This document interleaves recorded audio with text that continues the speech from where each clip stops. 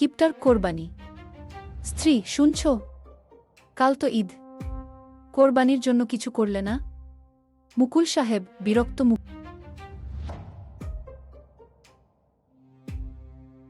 উফ, কোরবানি, প্রতি বছর শুধু শুধু লাখ লাখ টাকা খরচ, এতগুলো টাকা নষ্ট হবে কি দরকার? স্ত্রী, কিন্তু এটা তো আল্লাহর নির্দেশ, আর প্রতিবেশীরাও দেখছে। মুকুল সাহেব হাত নেড়ে, দেখো, ব্যবসা করে এত টাকা ইনকাম করি, সেটা কি লোকসান করার জন্য? এই টাকায় আরও দুটো প্রজেক্ট শুরু করতে পারো, আরও লাভ হবে। কোরবানি দিলে তো সব জ্বলে যাবে, গরিবদের জন্য অন্য সময় দান করব। স্ত্রী দীর্ঘশ্বাস ফেলে, ঠিক আছে, তোমার যা ভালো মনে হয়। আলিম সাহেব হাসি মুখে, আরে মুকুল সাহেব, কেমন আছেন? আপনার কোরবানির কি খবর? মুকুল সাহেব খানিকটা ইতস্তত করে, ভালো আছি আলিম সাহেব। কোরবানি, আসলে এবার একটু ঝামেলায় আছি, তাই আর কি। আলিম সাহেব মুকুল সাহেবের দিকে তাকিয়ে, বুঝলাম।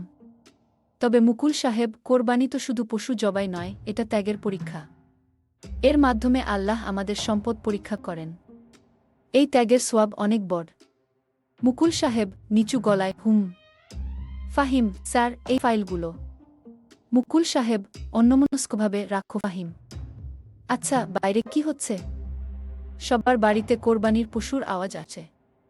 ফাহিম, জি স্যার, ঈদ তো, সবাই কোরবানি দিচ্ছে। গরিব মানুষগুলো খুব খুশি, তারা মাংস পাবে। মুকুল সাহেব, ফাহিম তুমি যাও,